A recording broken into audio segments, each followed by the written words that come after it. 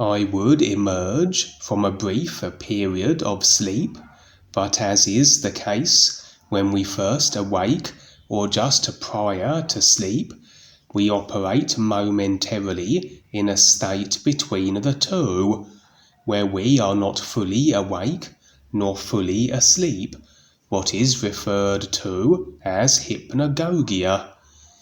Usually this state doesn't last long. As I said, it is just a transitional stage between the physical level and the real side. However, should this state be maintained, it can prove to be as valuable a tool experience-wise as the real side. What we experience simulation-wise depends on which mechanics we are viewing through. Multi-dimensional creation effects from a consciousness. It is present in its entirety in isness reality terms, but consciousness also affects the body forms that operate multi-dimensionally. The body forms are designed to convert the ideas of a consciousness and present them as the affected, simulated multi-dimensional positions and life levels of creation. And so, as awareness operates through the various multi-dimensional body forms, so it is resigned to the simulation that each vehicle provides. A little like having overall 5 virtual reality headsets available, representing the 5 life levels from physical, astral, causal, mental to etheric, and as we select and choose our life level presenting headset, we are resigned then to experiencing that position in creation. On the physical level, we are operating then through the physical body mechanics that our viewer presented is this densest creational position. When we sleep, we symbolically remove the physical level affording headset, we exit the physical body, and potentially can experience through any vehicle, any idea, the simulation as effected from it multi-dimensionally. So if we maintain a state that bridges the two positions, real side and physical, it is as though we are wearing 2 headsets simultaneously. The physical level and whatever environment, scene or setting our intent and focus has effected for ourselves as experience on the real side. What tends to happen then is that rather than having a complete real side experiences, partial aspects of them will feature within the physical level scene we are still retaining. These I call bleedovers, and we can have all manner of encounters with beings, body types, and certain real side features that are as though isolated, operating from our perception at least on the physical, but are in fact within their own simulated scenes on the real side. As such, body forms can appear as though semi-inserted in the walls, the floor, the ceiling, for as you can imagine, the restrictions and boundaries that our physical level environment presents as don't apply to these beings which are operating within their own respective scenes and situations. From their perspective, unless they fully manifest on the physical, they cannot perceive the physical level. And our physical level bedrooms, or wherever we happen to be, will not always be aligned in such a way with the positioning of the being or body type that they are entirely contained within its confines. This in-between state, then, is rather a practice that I once indulged in conjunction with my other exploratory activities, lucid dreaming, astral projecting, etc., and seems it is retained as a relative constant, in that I frequently find myself for durations in an awareness position bridging the physical and real side, and although I could intend to put a stop to such, since I have many an interesting encounter when I find myself in this between state, so I am rather reluctant to do so. Over the years I have shared how on occasion will the body forms referred to as the greys manifest during this in-between state, and usually on my left side as though semi-inserted in the wall, for the visual reasons I explained earlier, as where they are operating from there is no wall or indeed physical level present. Sometimes will ill-intended greys attempt their mischief. On other occasions will greys actually be in an assisting capacity, for just as many are stepping up and electing to become more aware as those still wallowing in their personal self-inclinations, which in the case of the greys tend be more abrasive choices. This would be a similar situation, that as I awoke, as this in-between state was maintained, so would 3 grey aliens emerge through the wall on my left side. My real awareness impressions revealed that their intentions were sincere, and indeed would I receive communication telepathically from them that they desired to bestow upon me a gift. I would agree, and although exactly what it was they were doing wasn't revealed, the impressions were it served as a beneficial in some way. The effects of their actions was that of my entire physical body vibrating for a certain duration. This would cease after a while, the grey aliens would withdraw, and the in-between state would be broken, as I would decide to awake fully at that moment, to fully operate through the physical body apparatus, rather than bridging between it, the physical level it provided, and the real side. Some time later, so would I return to sleep, and onto the real side fully. I would be shown what has been a rather frequent view shared by myself and various new friends of late, that of the possibility of a nuclear threat, ranging from certain countries being destroyed to the extent of a global situation. Everything is based on agreement, as this is the mechanics of creation, that only the ideas that are installed as a consciousness, as they will be where agreement to the ideas are secured, will these ideas then effect as a simulation on an individual or an entire species basis. Through humanity's consciousness overall, is there present the agreement to the control and power of the dark forces.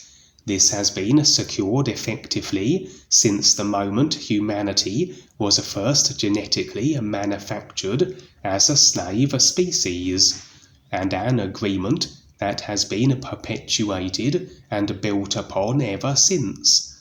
As a consequence, so can the dark forces operate in controlling ways, as this is the agreement present that allows that they can.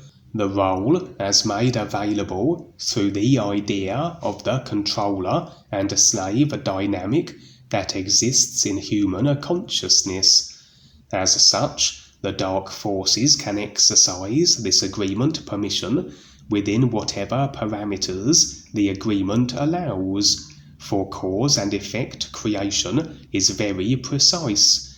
The effected simulation precisely follows the idea cause. And so, as the dark forces are able to ramp up their controlling agenda, this indicates they are finding means of stretching and extending the agreement parameters that embody the slave and controller relationship.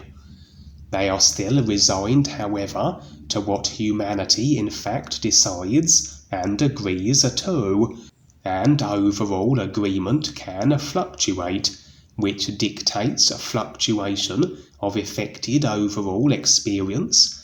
And currently, so the dark forces are pushing for war, on a global scale, as would be their preference, and along the nuclear lines. That these real side views of nuclear situations are rather consistent of late suggests this agreement is among those at the forefront of humanity's overall consciousness, and the agreements that take prominence are those that will be effected as a physical level occurrences, should they be maintained. In this real side experience, I would be walking the streets of what was my previous country, that of the UK. Accompanying me would be another individual that impressions revealed was a real guide, though one visually my personal self could not identify. He would draw my attention to the skies, gesturing with his hand, and as I looked, so would two ominous-looking craft be present. They had a rather unique appearance, unlike any plane I had seen before. They looked rather bulbous, and on a closer scrutiny they actually were in the form of nuclear missiles, though the ones that are of a very stumpy design, shaped more like rugby balls than the elongated versions. The heads-up warning was rather apparent, the potentiality of a nuclear situation, and that it was occurring in the streets of the UK, suggested that country as a target, but very likely not the only one.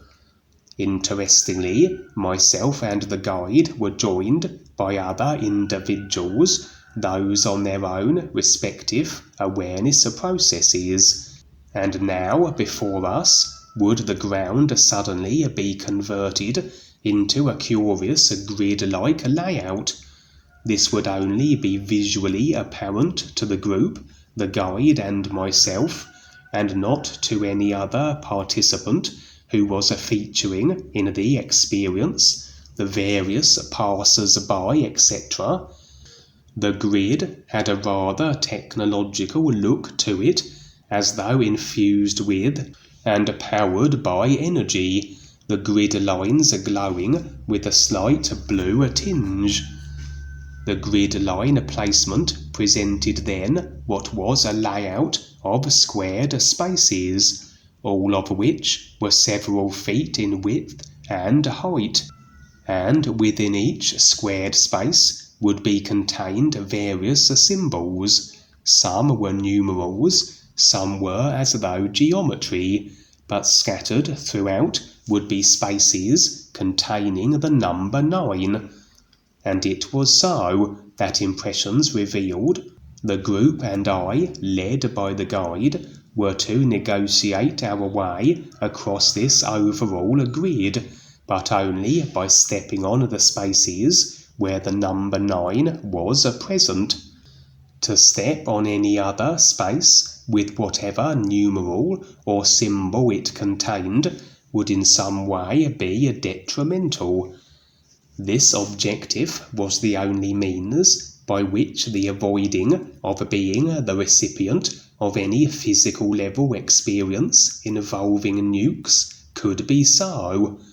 If everything is based on agreement, intent, choice and decision, as the deciders, we can't experience anything unless we agree with the ideas that effect such. We may not consciously agree to being nuked, but then, as I said earlier, human consciousness is programmed with agreement, subconsciously extended to the dark forces that allow that they can indeed bombard the earth with nuclear weapons. And as we take on a human body form and a lifetime, we do take on the human overall consciousness as it stands the moment we assume such a creational position. To play the game as a human, we have to take on and consciousness install the ideas that are humanity.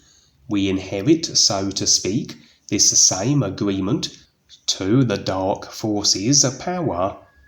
But the process of awareness does involve facing and releasing of all ideas the consciousness comprises of, regardless of their source, be they subliminally implanted, or at some point we consciously agreed to them, or were duped or ployed into their installation.